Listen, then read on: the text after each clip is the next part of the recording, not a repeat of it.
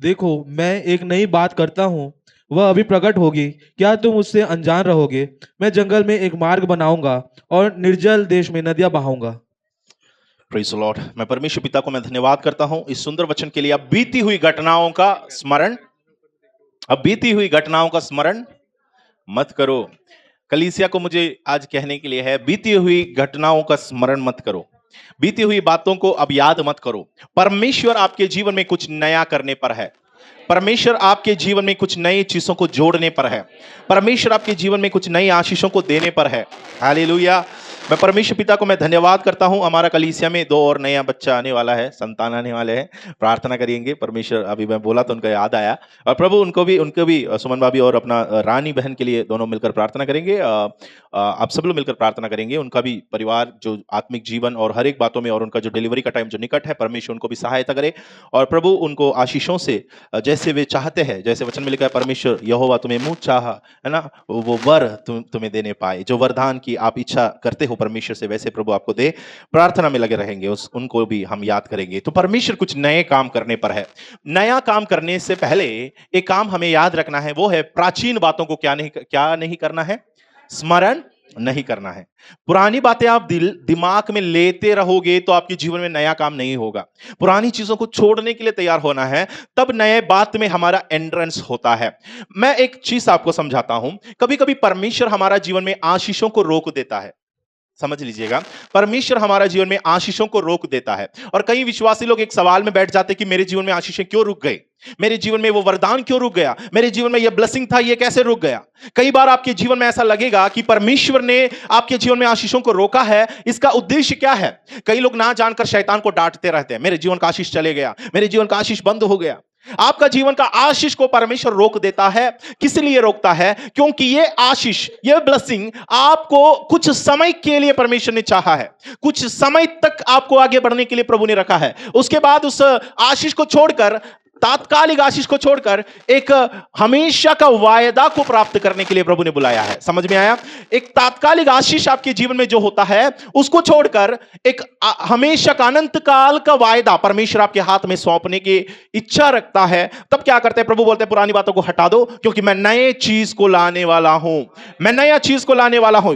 एक वचन आप देखेंगे, आशीषों को रोक, हमारे जीवन में आशीष क्यों रोकती है कभी कभी। यहोशू की पुस्तक 5 अध्याय और उसका 12 वचन को आप पढ़ेंगे। यहोशू की पुस्तक 5 अध्याय और उसका 12 वचन।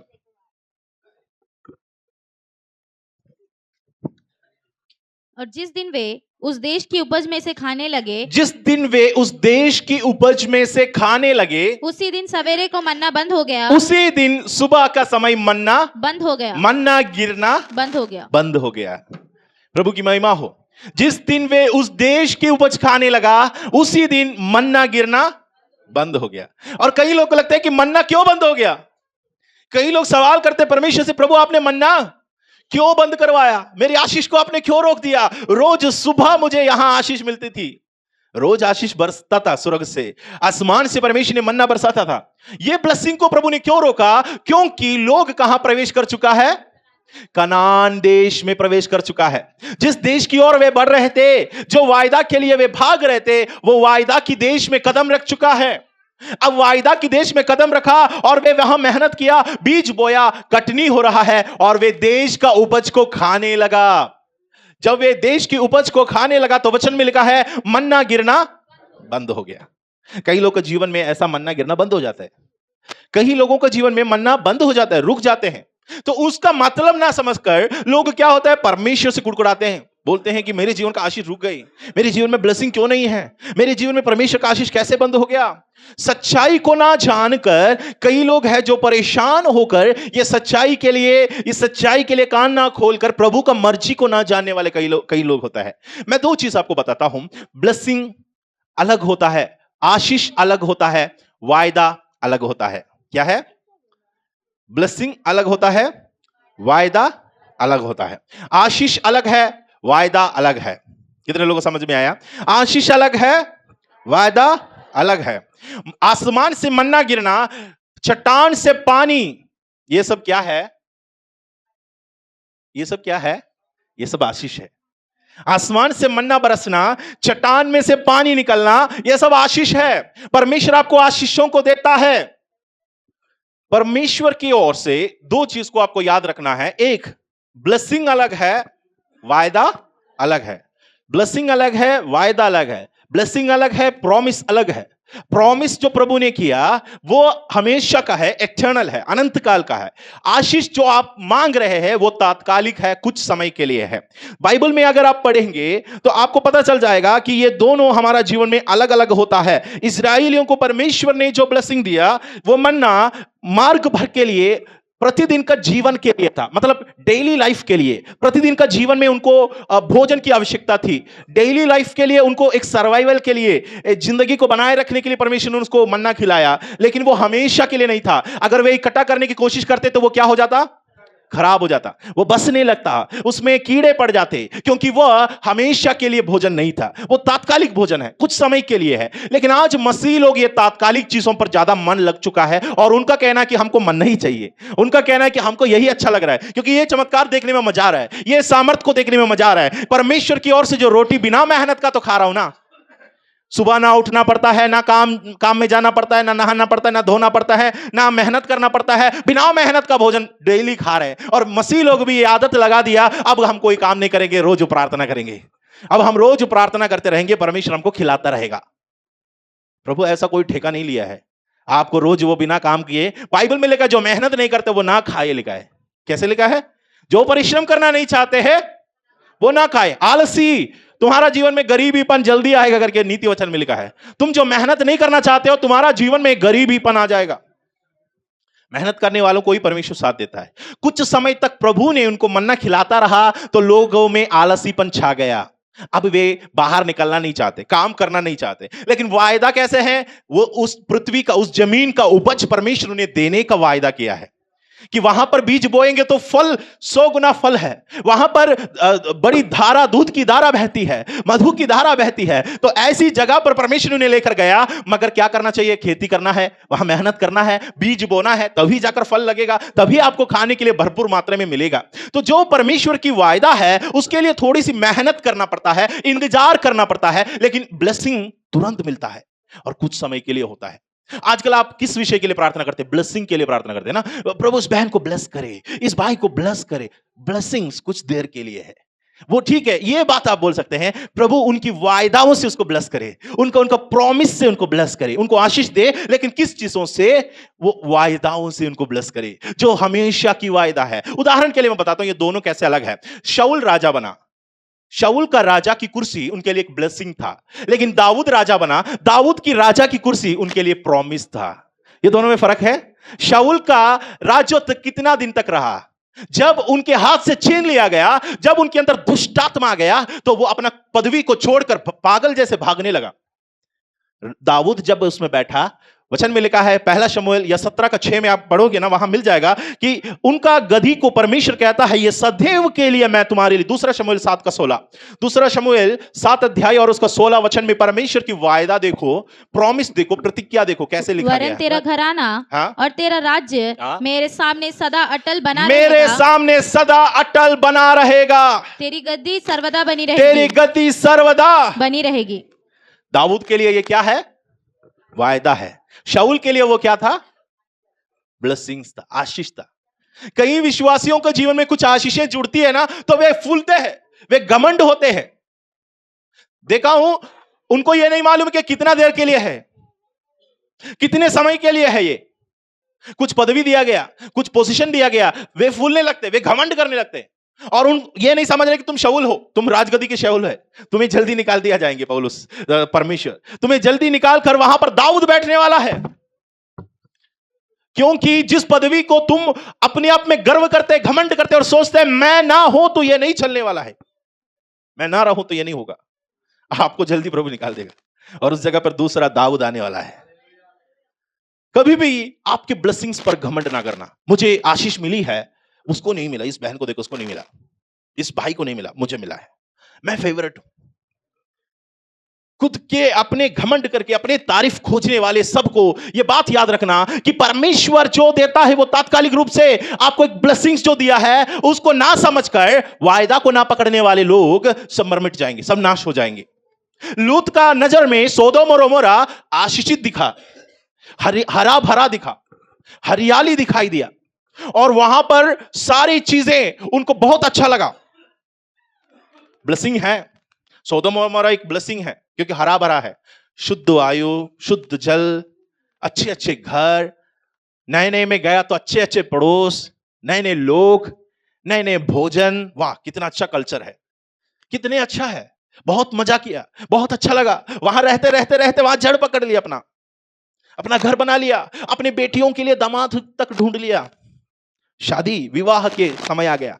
बेचारा अब्राहम मरुस्थल में रेंगते रेंगते या अपने मरुस्थल में इधर उधर भटकते जा रहे हैं।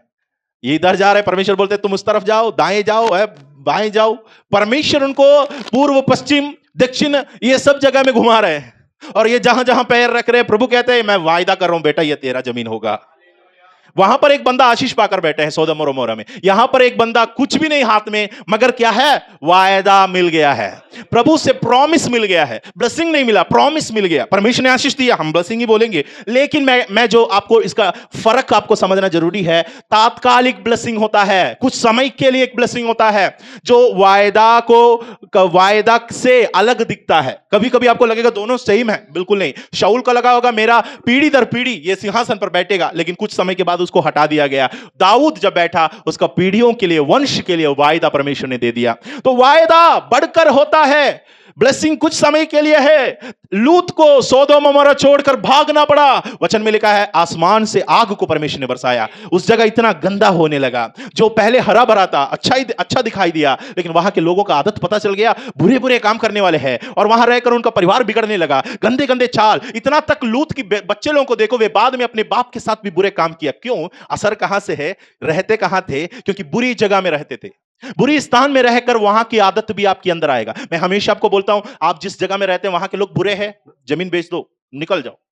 ज्यादा पवित्रताई दिखाने की कोशिश मत करो, उनके बीच में रहकर मैं उनको भी मसीह में खींचूंगा नहीं। अगर आपके चारों के बुरे बुरे लोग हैं, बुरे संगति है, बुराई करने वाले व्यभिचारियों के बीच में, दारू बट्टी के बीच में है, आप आराम से जमीन बेच दीजिए, भाग जाइए। मसीह लोगों के लिए वो शोभा नहीं देगा, उसके बीच में बने रहना। आप भले मजबूत होंगे, आपके बच्चे ऐसा होना जरूरी नहीं। आप विश्वास में स्ट्रांग हैं, लेकिन जरूरी नहीं कि आपकी बीवी भी ऐसा हो। लूत तो सोदोम और गोमोरा छोड़कर भाग निकला, लेकिन बीवी की नजर अभी भी वहां की ओर है। हमेशा याद रखना, परिवार की भलाई के लिए मैं बोलता हूं, अगर आपके क्षेत्र बुरा है, अगर आप जो रहते हैं जगह गंदा है, माहौल बुरा है, आपको लग रहा है कि यहां रहने लायक नहीं, मैं मसीह होकर वहां मैं नहीं रह सकता हूं, ये दारूबाजों के बीच में, ये व्यभिचारिणियों के बीच में, ये जादू टोना वालों के बीच में, तो मैं क्या करूंगा? वहां से हट जाइए, दूसरा भी जगह है, आराम से रह लीजिए। जहां भी परमेश्वर की आराधना आप कर सकते हैं, ऐसी जगह में रहने का प्रयास करें। अगर आपको लग रहा है कि गंदे जगह में रहकर हम भी बिगड़ते जा रहे हैं, बच्चे बिगड़ते जा रहे हैं, तो अच्छे है, आप वहां से हट जाइए। तो प्रियो देखो, लूत को परमेश्वर ने वहां से भागने को कहा। क्या कहा?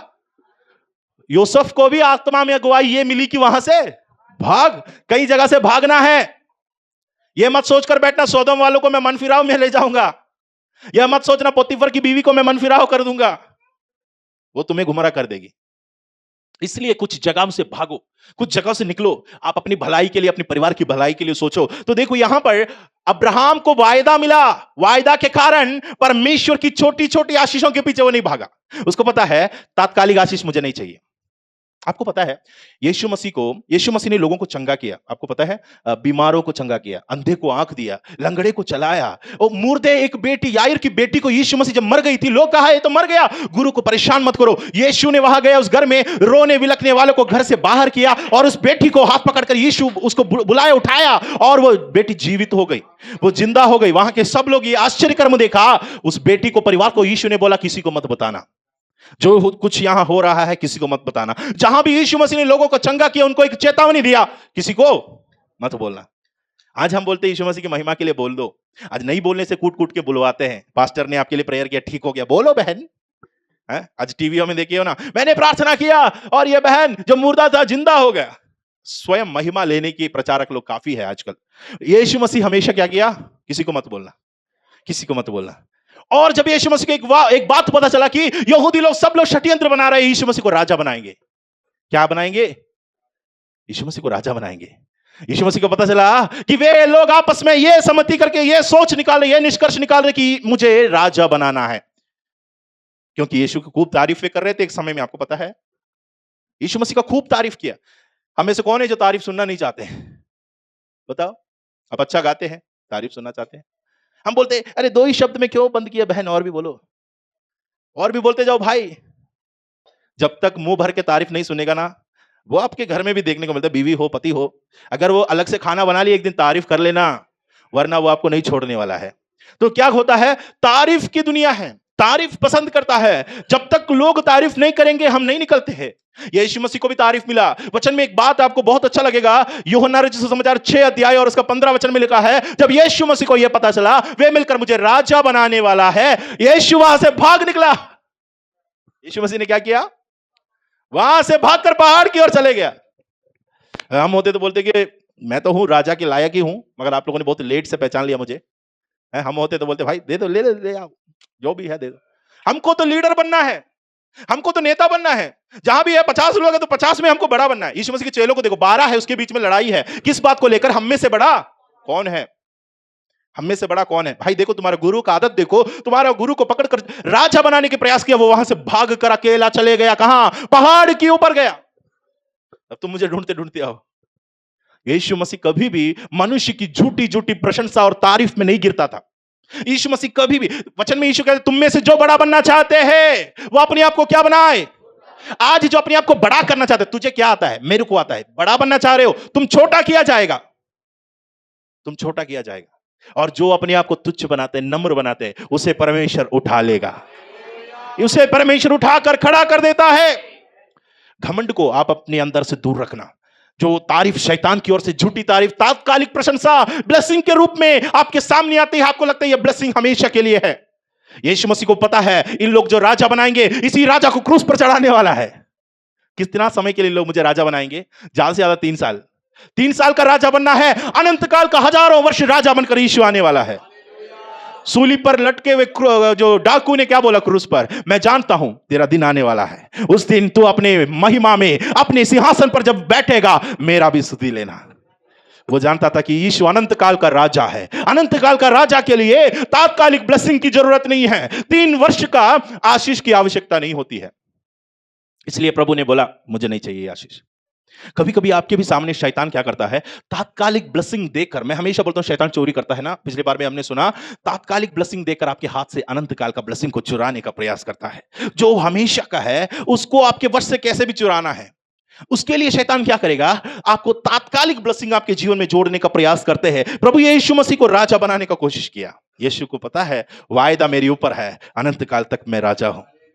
अनंत काल का राजा को तात्कालिक राजा बनाने की कोशिश मत करो, वो भाग जाएगा। इसलिए बाइबल में एक और वचन आप पढ़ोगे यीशु मसीह के बारे में, वहां लिखा गया है इब्रानियों की पत्री में, उसका 12 अध्याय और उसका 2 वचन को कोई एक वचन पढ़ेंगे। इब्रानी 12 अध्याय और उसका 2।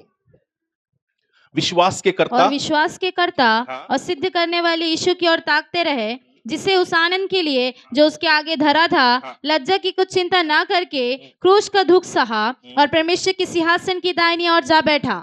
देखो यीशु मसीह के बारे में लिखा है कि जिसने उस आनंद के लिए जो उसके आगे धरा था, लज्जा की कुछ चिंता ना करके क्रूस का दुख सहा। टेम्पररी तकलीफ उठाने के लिए यीशु मसीह तैयार हो गया। क्यों? क्योंकि अनंत काल की महिमा उनके सामने धरा हुआ है, अनंत काल की महिमा उनके सामने रखा हुआ है। इसलिए हम जानते हैं मूसा के भी बारे में बाइबल में लिखा गया, आपको पता होगा, पाप की तात्कालिक भोग विलास में वो ना रहकर मसीह लोगों के साथ कष्ट उठाना उसको अच्छा लगा, क्योंकि उनको पता है ये तात्कालिक आशीषें हमें कभी अनंत जीवन तक लेकर नहीं जाएगा। तात्कालिक आशीष, फिरौह का बेटा बनकर रहना या फिरौह की पुत्री की बेटा बनकर रहना बड़ी आशीष हो सकता है कुछ समय के लिए, लेकिन अनंत काल का जीवन के लिए वो लाभदायक नहीं है। अनंत काल में प्रवेश करने के लिए ये कोई काम का नहीं है। तो जो चीजें तात्कालिक है, टेम्पररी ब्लेसिंग है, कुछ समय की आशीषें हैं, परमेश्वर उन सारी आशीषों को बंद कर देता है। हर एक उन आशीषों को परमेश्वर जब बंद करता है, याद रखो, प्रभु तब बंद करता है जब नया स्रोत परमेश्वर खोलने पर है। ट्रांजिशन बोलते हैं इसको। कोई चीज तब बंद होगी जब दूसरा चीज आ जाएगा। ये गॉड्स ट्रांजिशन है, परमेश्वर की एक बदलाव होता है। इसमें कैसा होता है, एक तरफ से बंद होगा, दूसरे तरफ से चालू हो जाता है, एक तरफ से एंड हो जाता है, दूसरे तरफ से बिगिन हो जाता है, उसको ट्रांजिशन बोलता है। तो ये चेंज आपको देखने को मिलेगा आपका जीवन में। जब नया साल होगा, परमेश्वर की कई द्वार आपके जीवन में बंद होते हुए दिखेगा। कभी कुड़कुड़ाना नहीं, कभी रोना नहीं, कभी चिंता न करना। मैं इसलिए पहले से बता रहा हूं, परमेश्वर का द्वार इसलिए प्रभु बंद कर रहा है, विशाल द्वार प्रभु खोल रहा है। एक बड़ी विशाल द्वार खोलने के लिए छोटा सा द्वार को बंद करना पड़ता है। और आपने मन बना के बैठा है कि मैं छोटा सा ही द्वार में अंदर जाऊंगा। नहीं, आप जिद करके बैठे मुझे छोटी सी द्वार चाहिए, बिल्कुल नहीं। आपके लिए विशाल द्वार परमेश्वर तैयार कर रहा है। प्रेरितों की पुस्तक 16 अध्याय में पढ़ोगे तो परमेश्वर की आत्मा ने पौलुस को कई जगह में, इफिसुस जैसी जगहों में जाने से रोक दिया। पौलुस को पवित्र आत्मा ने मना किया, नहीं जाना, वहां का द्वार बंद कर दिया। पौलुस सोचा होंगे क्यों, मैं तो सुसमाचार के लिए निकल रहा हूं। लेकिन कुछ पल बाद आप देखोगे मैसिडोनिया के लिए एक बड़ा द्वार खोला, जिसके द्वारा परमेश्वर का सुसमाचार यूरोप में, आज जो देखते हैं बड़े बड़े क्रिश्चियन देश में, सुसमाचार पहुंचने का मुख्य जड़ कौन है? पौलुस था। पौलुस ने प्रचार किया, यूरोप में जाकर हर देश में प्रचार किया। पौलुस के लिए बड़ा विशाल द्वार खोला। मैं सोचता अगर पहले वो इफिसुस गया रहता तो छोटे से एक देश है, वहां से बस प्रचार करके निकल जाता। लेकिन प्रभु का द्वार बहुत ही महान विशाल द्वार था। उस द्वार से वो जब प्रवेश किया, बहुत सारी अपॉर्चुनिटी उनको मिला, बहुत सारी कलीसियाएं स्थापित किया। इतने देश भर में आज मसीहत बढ़ने का मुख्य वजह यह था। एक द्वार बंद हुआ, दूसरा द्वार खुल गया है। मैं भी आपको कहना चाहता हूं, छत्तीसगढ़ में कई द्वार अभी बंद है। सुसमाचार की द्वार बंद है, प्रचार की द्वार बंद है, घरेलू सभाओं की द्वार बंद है। मेरा परमेश्वर एक बड़ा विशाल द्वार तैयार कर रहा है। एक विशाल द्वार परमेश्वर तैयार किया है, खुलने पर है। बांध जैसे फूटेगा वो द्वार खुलेगा।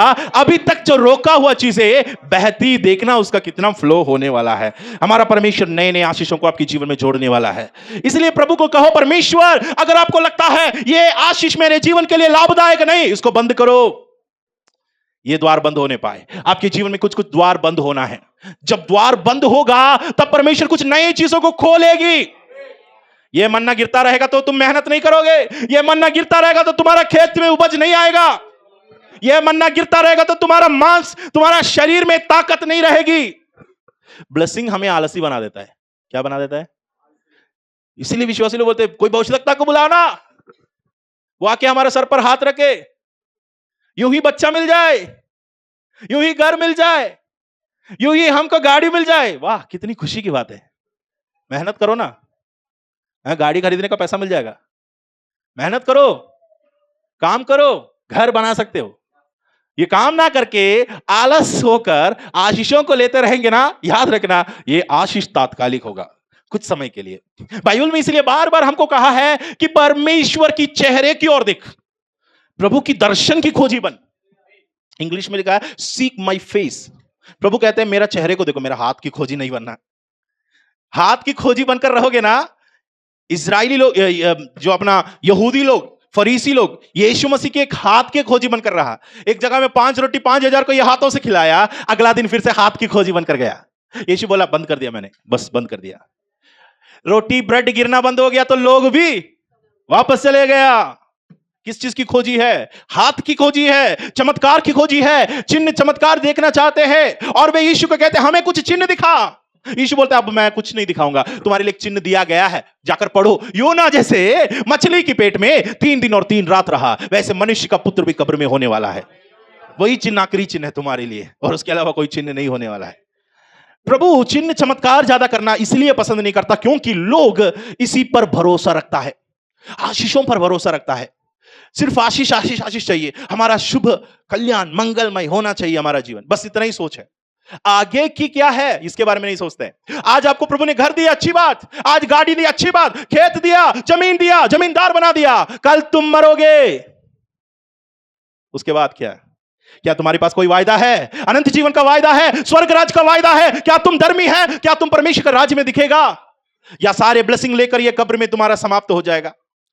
मिस्र में जब उनका राजा फिरो मरता है, उनकी सारी संपत्ति सब कुछ मिलाकर उसके कब्र में डालती, इसलिए कब्र बहुत बड़ा बनाया जाता है। जिसको आपने देखा होगा, पिरामिड्स देखा होगा, वो फिरो का कब्र है।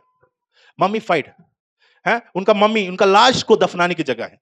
वहां पर दफनाते हैं उनका संपत्ति या उनका सोना चांदी, उनका कपड़ा, उनकी प्रेशियस चीजों को, बहुमूल्य चीजों को उनके कब्र में लाके रख देते हैं और इतना बड़ा इमारत उसके लिए तैयार कर देते हैं।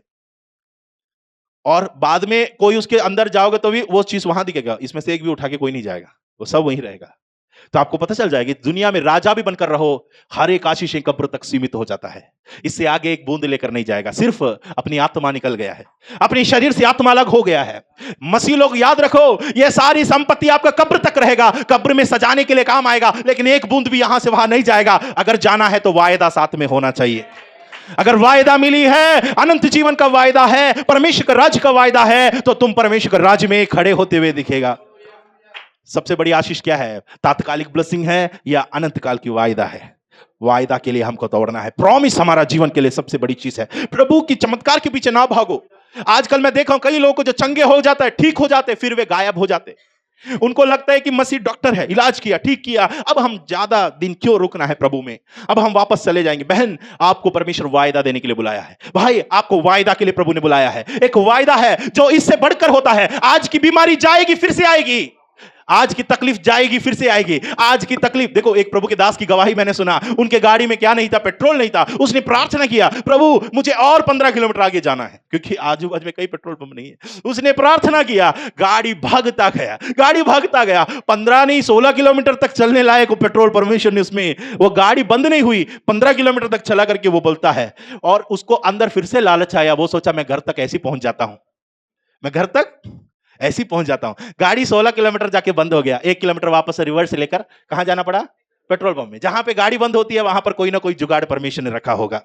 याद रखना, कुछ चीजों को परमेश्वर आपके जीवन में तब तक देता है जब तक आपके लिए रास्ता खुला है करने का। कई लोग तो आलसी हो जाते हैं ना, मेहनत ना करके आलसी हो जाते हैं। ऐसे लोगों को परमेश्वर कहां से आशीष देगा? बहन प्रार्थना नहीं करती और बोलते मुझे बच्चा चाहिए। ये कभी प्रार्थना नहीं किया अपने घर में, एक बार भी वचन नहीं पढ़ी है, एक बार भी वो घुटने में नहीं बैठी है और बोलते मुझे बच्चा चाहिए, मुझे घर चाहिए, मुझे संपत्ति चाहिए, मेरे परिवार में शांति चाहिए। आप प्रार्थना करते हैं कि नहीं? पहले आप देखो अपने आप को, आप परिश्रम कर रहे हैं कि नहीं? आप प्रभु की पसी में टाइम निकालते हैं कि नहीं? आपके लिए परमेश्वर अनंत काल का वायदा देने के लिए तैयार है। देखो, करीत नाले में एलिया बैठा था, आपको पता है? करीत नाले में नाला सूख गया। क्या हो गया? कौन सुखाया? हम बोलते शैतान ने सुखा दिया। कौन सुखाया करीत नाला? एलिया ने सुखाया। पानी पी पी के खत्म कर दिया बंदा ने, है? किसने सुखाया करीत नाला? कुछ चीजें सूखना आपके जीवन में अवश्य है। जब यह सूखेगा, दूसरा डायरेक्शन आपको मिल जाएगा, दूसरा रास्ता आपको मिल जाएगा, कहां की बढ़ना है। अब देखो, ये सूख गया, तब ये छुपा हुआ बंदा बाहर आ गया। और एक बच्चा जो मरने वाले हैं, वो उनकी मां, उनकी विधवा के घर में जाकर परमेश्वर ने ऐसा आश्चर्य कर्म किया, वहां की पूरा पब्लिक इसका गवाही दिया। अड़ोस पड़ोस के सभी लोगों ने देखा इस विधवा के घर में जो आशीष हुआ है, ये कहां से हुआ? एक बंदा जो करीत नाला में बैठा था, चुपके बैठा था वहां। जब तक नाला सूखेगा नहीं, ये बंदा बाहर नहीं आएगा। प्रभु को सबका परवाह है, सबका चिंता करता है। वहां एक विधवा के घर में भी तेल घटते जा रहा है, सूखता जा रहा है, उनका शरीर सूखते जा रहा है। प्रभु को यह भी पता है। और वहां का नाला देखो, परमेश्वर को मालूम है ये नाला ज्यादा हरा भरा रहेंगे, इसमें पानी ज्यादा बहती रहेगी, ये बंदा यहां से उठेगा नहीं। योना का सर के ऊपर जो पेड़ है, जिससे उसको छांव मिलते हैं, वो हमेशा वहां रहेंगी ना, वो वहां से उठकर भागेगा नहीं, वहां से उठकर जाएगा नहीं। परमेश्वर कुछ कुछ कीड़ाओं को तैयार कर देता है। निकलो, उसको सुखाना है, उस चीज को सुखाना है, उसको मुरझाना है, उसको हटाना है। इस बहन के जीवन से ये आशीष को हटाना है। मैं इसीलिए बोलता हूं, कई लोग आपको छोड़ देते ना, मसीह में होकर आप प्रभु को धन्यवाद करो। प्रभु, मैं धन्यवाद देता हूं क्योंकि उन्होंने मुझे छोड़ दिया। क्यों? क्योंकि प्रभु मुझे और बेहतर आशीष की ओर ले जाना चाहता है। कई द्वार बंद हो जाते हैं ना, तो धन्यवाद करो, परमेश्वर ये द्वार मेरे लिए खतरा था, इसीलिए प्रभु ने बंद किया, एक नया द्वार प्रभु खोल रहा है। कई आशीषें रुक जाती है ना, जॉब से निकाल दिया, बहन चिंता मत करो, घर से जॉब से निकाल दिया गए हो, कोई बात नहीं, बहुत बड़ा जॉब आपके लिए तैयार हो रहा है, एक बड़ी घर आपके लिए तैयार हो रहा है। विश्वास करने के लिए तैयार होना चाहिए। परमेश्वर की आशीष का द्वार कभी बंद नहीं होता। अगर एक द्वार आपको बंद दिखाई दिया, दूसरा एक द्वार परमेश्वर विशाल द्वार खोल कर रखा है। यह आशीष को आपको समझना है। आपके जीवन में हमारा जीवन का सबसे बड़ी आशीष है परमेश्वर की वायदाएं। इसलिए बाइबल में क्या लिखा है? इब्रानियों की पुस्तक और उसका 6 अध्याय में आएंगे और उसका 6 का 12 वचन पढ़ेंगे कोई एक जन। इब्रानियों की पुस्तक 6 अध्याय और उसका 12। ताकि तुम आलसी ना हो जाओ। बाइबल में लिखा है तुम आलसी ना हो जाओ। प्रभु खिलाते रहेंगे तो आलसी हो सकता है। तुम आलसी ना हो, वरन उसका अनुकरण करो। यस, डू समथिंग, कुछ करते रहो। मसीह लोगों, आलसी ना हो, कुछ करो। बाइबल में लिखा है उसका किसका अनुकरण करना? देखेंगे, जो विश्वास और धीरज के द्वारा प्रतिज्ञाओं के वारिस होते हैं। प्रतिज्ञाओं के वारिस होते हैं। हमको प्रतिज्ञाओं के लिए, है ना, प्रॉमिसेस की जो वारिस है, उसकी अवकाशी बोलते हैं ना, उसका मालिक जो हो रहा है ना। पुराना नियम से देखे आएंगे तो हमको बहुत सारे लोगों को देखने को मिलेगा जिन लोगों ने वायदा को पाया, वायदा पर उनका परमेश्वर ने अद्भुत काम किया। जैसे कि दाऊद हो गया, अब्राहम हो गया, जितने भी वायदा परमेश्वर ने दिया तो वायदा के अनुसार उनको आशीषें मिली। बाइबल में लिखा है तुम आलसी ना हो, तुम आशीष के चक्कर में, आशीष पाने का सोच में बैठे मत रहना। कई लोग बैठे बस रहते हैं और उन लोग सोते बस रहते हैं। कई लोग ऐसे चिंता बस करते रहते हैं। नहीं होगा। चिंता करने से नहीं होगा, परिवार का बढ़ती नहीं होगा। कुछ करते रहो। बाइबल में लिखा तुम अनुकरण करो, बाकियों को देखो। प्रतिज्ञा जिन्होंने पाया है वे खाली पीली नहीं बैठे थे। मैं हमेशा बोलता हूं, यीशु मसीह के चेलों को यीशु ने चुना तो वे खाली पीली नहीं बैठे थे, वे सब मेहनत करने वाले थे। क्योंकि वे मछली को पकड़ने वाले, जाल धो रहे थे, कोई लोग बाप के साथ बैठकर हेल्प कर रहे थे, कोई चुंगी लेने वाले, जो भी है काम में तो व्यस्त थे सब। ऐसा नहीं था कि खाली पीली चौक चौरा में बैठे हैं, लोगों को आते जाते देख रहे, आज का मौसम कैसे ऐसा है, दुनिया भर का बात करते रहे। नहीं, एक चाय पीने के लिए बैठ गए, 2 घंटे तक वही बैठेंगे, कोई काम नहीं है। कोई खाली पीली से, भारत में खासकर इतना आबादी है फिर भी खाली सब बेरोजगार है, कोई काम नहीं है। बीच में कोई बोल रहा था, हम लोग काम करने वाला आया तो उन लोग बता रहा था, यही इंडिया में प्रॉब्लम है, काम करने वाला मजदूर ढूंढने से नहीं मिलता है, लेकिन किसी के पास काम भी नहीं है। मजदूर खोजने जाओ तो नहीं मिलेगा, और किसी के पास काम है पूछने से वो भी नहीं है। कोई काम करने वाला भी नहीं, किसी के पास काम भी नहीं। इंडिया का यही हाल है, भारत में कोई काम नहीं कर रहे हैं, और काम के लिए ढूंढते जाओ दुनिया भर। हम लोग कितने लोगों को ढूंढा ये काम वगैरह करवाने के लिए। तो आप जरा सोच कर देखो, आप कुछ करोगे परमेश्वर तभी आपके जीवन में आशीष देगा। आपके खाते को, मेहनत को परमेश्वर आशीषित बनाएगा। मेहनती परिश्रम करने वालों को प्रभु अपने पास बुलाते हैं। हे परिश्रम करने वालों, ये बोझ से दबे गए हो, मेरे पास आओ। प्रभु की नजर उन पर है, प्रभु की नजर उन लोगों के ऊपर है जो अपने परिवार के लिए, अपने बच्चों के लिए, अपने फ्यूचर के लिए जो चिंता करके मेहनत कर, परिश्रम करे। कुछ तो ग्रोथ होना चाहिए, बैठे रहने से नहीं होगा। आसमान से परमेश्वर मन्ना हमेशा नहीं गिराते रहेंगे बहन, आपको वायदा की जमीन पर कदम रखना होगा। वायदा की जमीन पर कदम रखोगे तो वहां भी मन्ना नहीं गिरेगा। वहां आशीष कहां पर है? मिट्टी में है। मिट्टी को खोदना पड़ेगा, मेहनत करना पड़ेगा, बीज बोना पड़ेगा, वहां से फल निकलने वाला है। वहां का आशीष पीढ़ी दर पीढ़ी तक रहेगा, लेकिन तुम मेहनत करने के लिए तैयार होना चाहिए, तुम काम करने के लिए तैयार होना चाहिए। तो परमेश्वर की आशीष कभी नहीं रुकती। बाइबल में लिखा है ताकि तुम आलसी ना हो, वरन उनका अनुकरण करो, फॉलो, उनका इमिटेट करो, उनके जैसे काम करो जिन लोगों ने जो करके दिखाया, ताकि तुम्हारा भी जीवन में परमेश्वर की वो आशीष, बरकत बना रहे। तो प्रियो, परमेश्वर कहता है, प्रभु के जो वचन में लिखा है कि मन्ना उस देश में तब बंद हुआ जब वे उस देश का उपज खाने लगा। उपज खाने का वक्त आ गया आपके जीवन में। अब आपको मन्ना परमेश्वर नहीं देने वाला है। तात्कालिक छुटकारा के पीछे मत भागना। अनंत काल की वायदा परमेश्वर आपको दे रहा है। अनंत काल की वायदा जिनको मिला है उन लोग तात्कालिक छुटकारा के पीछे नहीं जाएंगे। उन लोग कहेंगे प्रभु मुझे वायदा मिल चुका है, अब मुझे कुछ भी मिले कोई फर्क नहीं पड़ेगा, क्योंकि आशीष मिले ना मिले कोई मतलब नहीं। कई लोग इधर उधर देखते हैं, उनको गाड़ी मिल गई, उनको घर मिल गया, उनका विवाह हो गया, उनको ये धन संपत्ति मिल गई, हमको क्यों नहीं मिल रहा है? मत सोचो, वायदा आपके ऊपर है, वायदा आपके ऊपर है। लोथ का सोदोम में रहना ज्यादा दिन के लिए नहीं है। अब्राहम तू भटकते जा रहे हो, चिंता मत करो, वायदा तुम्हारे ऊपर है। संतान तुम्हारा हमेशा की अधिकारी होने वाला है। प्रियो, तो परमेश्वर की वायदा है हमारा जीवन में जो प्रभु ने दिया है, उन वायदा को हमको संभाल कर रखना है। देखो, एक और बात मैं बोलकर जल्दी समाप्त करता हूं। प्रेरितों की पुस्तक 3 अध्याय और उसका 1 से जल्दी पढ़ते जाएंगे। प्रेरितों की पुस्तक 3 अध्याय। पतरस और यूहन्ना तीसरे पहर प्रार्थना के समय मंदिर में जा रहे थे, और लोग एक जन्म के लंगड़े को ला रहे थे, जिसको वे प्रतिदिन मंदिर के उस द्वार पर, जो सुंदर कहलाता है, बैठा देखते थे कि वह मंदिर में जाने वालों से भीख मांगे। मंदिर में जाने वालों से क्या मांगने के लिए बैठा है? भीख मांग। भीख मांगने वाले लोगों को, अब प्रभु मैं गवाही दे रहा हूं, अगर मैं भिखारी होकर मैं अगर गवाही दूंगा तो मैं कैसे गवाही दे सकता हूं? प्रभु मेरा भीख मांगने का बिजनेस बढ़ा दे। मैं क्या प्रार्थना रिक्वेस्ट दूंगा आपको? बताओ ना, आप क्या गवाही देते हो? अपनी बिजनेस बढ़ने के लिए तो देते क्या? अब मैं मान लो भिखारी हूं, मैं आपको भिखारी नहीं बना रहा, मैं अपने आप को बना रहा हूं। अगर मैं भिखारी हूं तो मुझे गवाही देना, तो मैं आपको क्या प्रार्थना रिक्वेस्ट बोलूंगा? बताइए बहन, मैं क्या बोलूंगा आपको? लोग जो 1-1 रुपया दे रहे हैं वो बढ़ते जाए और थोड़ा सा अमाउंट बढ़ने पाए, प्रभु ग्रोथ होने पाए, सैलरी में बढ़ती होने पाए। हम लोग बोलते हैं ना, सैलरी में, यही तो है और क्या। भीख मांगने वाले के नजरिया से जरा सोचो ना, अब कलेक्टर और इसके नजरिया से थोड़ा नीचे आओ। भीख मांगने वाले के नजरिए से सोचो, वो भी अगर गवाही दे रहे, वो बोलेगा मेरे को 1-1 रुपये मिलता है प्रभु, उसके बजाय मेरे को लोग सब 10-10 रुपए दे। या थोड़ा सा अच्छा दिल खोल कर, लोग कंजूसी मन को दूर रखे, लोगों का दिल खुल जाए, ये सब होगा ना उनका भी प्रार्थना रिक्वेस्ट। यहां पर एक बंदा हर दिन मंदिर के द्वार पर बैठे, ये देखना गेट पर, मंदिर के द्वार पर बैठकर मंदिर के अंदर जाने वाले लोगों से क्या मांगते रहते हैं? भीख मांगते रहते हैं।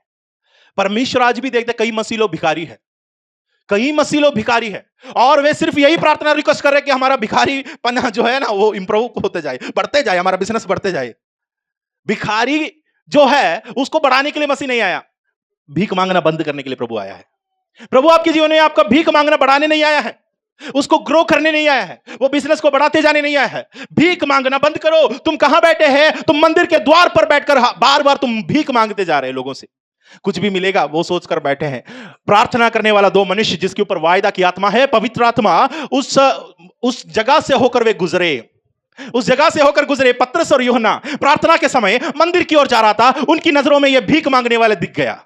सीधा जवाब पतरस के मुंह से, मत देखना हमारी ओर, सोना चांदी रुपया भीख देने के लिए हमारे पास। पहले ही हर्ट कर दिया, पहले ही क्या किया? उनको नाराज कर दिया, उनको निराश कर दिया। हमारी और यह दृष्टि से मत देखो कि हम तुझे कुछ भीख देने वाला है, हम तुझे कुछ देकर, कुछ ब्लेसिंग देकर तुझे अलविदा कहने वाला है। यह मत देखना, यह सब हमारे पास नहीं है। हमारे पास जो है वो अनंत काल का वायदा है। हमारे पास जो है वो हम तुझे देते हैं। नासरी यीशु के नाम से यहां से उठ और खड़े हो जा। जब प्रभु ने यह बोलकर उनका हाथ पकड़ा, जब पतरस ने यह बोलकर उनका हाथ पकड़ा, उनके टखनों में वो खड़ा हो गया। बाइबल में लिखा है 8वां वचन में, वो उछलता, वो कूदता मंदिर के अंदर प्रवेश किया। उस समय तक मंदिर के द्वार पर बैठने वाले, उस समय तक मंदिर के फाटक के पास बैठने वाले, जब प्रभु ने उनका हाथ पकड़ा, वहां से उछल कूद करके मंदिर के अंदर वो प्रवेश किया। अब बताओ आप कहां बैठना चाहते हो? कहां बैठना पसंद करोगे? गेट के बाहर बैठना है, भीख मांगते रहना है, या भीख मांगना बंद करके अंदर प्रवेश करना है? अनंत काल का छुटकारा परमेश्वर आपको देता है। इसलिए बाइबल में जहां भी पढ़ो, प्रभु जिसको भी चंगा करने जाते उससे पहले पूछते, तेरा क्या इच्छा है? तुझे क्या चाहिए? मैं क्या करूं तू जो चाहते हैं? हर एक से यीशु ने पूछा कि नहीं? यूहन्ना 6 अध्याय में देखो, 5 अध्याय में देखो, 38 वर्ष से लकवाग्रस्त जो कुंड के पास पड़ा है, उसके पास जाकर यीशु पूछते हैं, क्या तुम चंगा हो ना? क्योंकि तुम्हारा चाहत तो बदल चुका है, तुम्हारी इच्छाएं बदल चुकी है। बहन भाई, तुम्हें स्वर्ग राज से भटका चुका है, तुम्हारी इच्छा अब कुछ और है। कई लोग अपनी फोकस से भटक चुका है, कई लोग अपनी बुलावा से खो दिया है, अपनी बुलावा को उन लोगों ने छोड़ दिया है तात्कालिक लाभ के लिए, तात्कालिक इच्छा के लिए, तात्कालिक फायदा के लिए। उन लोग क्या किया? अनंत काल की वायदों को भूल गया। हम स्वर्ग की यात्री हैं। हम कहां जाने वाले हैं? स्वर्ग की ओर जाने वाले हैं। यहां की लड़ाई, यहां की जड़ा, यहां पर जो आपकी अनबनी, यहां पर जो झगड़ा, यहां पर जो जलन, यह सब कुछ छोड़ दो, क्योंकि अनंत जीवन में यह सब नहीं प्रवेश करेगा। अनंत काल की हम यात्री है, अनंत काल की मुसाफिर है। हम स्वर्ग में मिलने वाले हैं। आज जीवित है, कल मरेंगे, मगर मसीह आएगा, कब्रों से जी उठेगा। इतनी बड़ी वायदा हमारी ऊपर है, मेरी ऊपर है, आपके ऊपर है। और पौलुस कहता है ना कुरिन्थ कलीसिया को, तुम छोटी छोटी बातों से नाराज क्यों होते हो? तुम आपस में एक छोटी बातों को क्यों सुलझा नहीं पा रहे हो? उसके लिए तुम्हें कोर्ट कचहरी जाने का क्या जरूरत है? पुलिस थाने में जाने की क्या जरूरत है? उसके खिलाफ बोलने का, दूसरों को ऐसा बोलते रहने की क्या जरूरत है? तुम पवित्र लोग हो, तुम स्वर्गदूतों के साथ, तुम स्वर्गदूतों को भी न्याय करने वाले हो। तुम 1000 वर्ष मसीह के साथ इस पृथ्वी पर राजा बनकर रहने वाले हैं। कितने पीढ़ी मर मिट गया, इन सब के ऊपर परमेश्वर हमें हुकूमत करने का सामर्थ्य देने वाला है। तो हम इतने बड़े होकर हम छोटी छोटी बातों का निष्कर्ष नहीं निकाल पाते। तो पौलुस कहते हैं हम कौन है ये पहचानो। तो देखो, हमें परमेश्वर भिखारी बनाकर नहीं रखा। अनंत काल की वायदा हमारी ऊपर है। मुझे और आपको भीख मांगना बंद करना है, मसीह से भीख मांगना बंद करना है। आज से प्रभु मुझे 100 रुपए की जरूरत है, नहीं, 100 रुपया नहीं, आपके ऊपर परमेश्वर का अभिषेक का तेल है। आपके अनंत जीवन तक ले जाने के लिए अभिषेक का तेल आपके ऊपर है। 100 रुपया एक दिन काम आएगा, अगला दिन काम नहीं आएगा, फिर से और आपको जरूरत पड़ेगा, परेशानी में डूब जाओगे। उससे अच्छा प्रभु को कहो, परमेश्वर आप मेरा खुदा है, मैं आपका हाथ को नहीं ढूंढूंगा, मैं आपकी दर्शन की खोजी बनकर आपकी चेहरे की ओर ताकता रहूंगा। मेरा हर एक जरूरत मेरा परमेश्वर पूरा करेगा। हालेलुया। एक अलौकिक जीवन की ओर परमेश्वर आपको न्योता दे रहा है। नया साल में प्रवेश करेंगे, तात्कालिक ब्लेसिंग को कहो, बस रुक जाओ, बस हो गया, बहुत दिन मैंने मन्ना खाया, बहुत दिन मैंने आशीष को लिया, अब हो गया मेरा, अब मुझे ये आशीष नहीं चाहिए, अब मुझे वायदाओं को पकड़ना है, अनंत जीवन का वायदा पकड़ना है, अनंत जीवन के लिए मुझे प्रयास करना है, पवित्र आत्मा की वायदा के लिए दौड़ना है। इतना मैंने मेहनत किया, इतना मैंने कमाया, इतना घर बनाया, बच्चों के लिए इतना किया, सब कुछ किया, लेकिन परमेश्वर के राज्य के लिए आपने क्या किया? अब आपको वायदा के बारे में सोचना है। अब अपने वायदा के लिए जीने का टाइम आ गया। इसलिए प्रभु कहता है अपने फाटक से उठो और क्या करना? भजन संहिता 100:4 में क्या लिखा है? Enter his gates with thanksgiving. परमेश्वर का वचन में लिखा, उसके फाटकों से धन्यवाद और उसके आंगनों में स्तुति करते हुए प्रवेश करो। बाहर रहना बंद करो। अब बाहर बैठकर भीख मांगना बंद करो, एक दूसरे से मांगते रहना बंद करो। अब क्या है? परमेश्वर के फाटकों से धन्यवाद देकर भवन के अंदर प्रवेश करो। हे भिखारी, अभी तक तुम भिखारी थे, लेकिन जब तुम फाटक के अंदर प्रवेश करेंगे, तुम भिखारी नहीं, तुम बिलीवर हो। तुम विश्वासी हो, तुम भिखारी नहीं, तुम विश्वासी है, तुम मसीह का देह की हिस्सा है।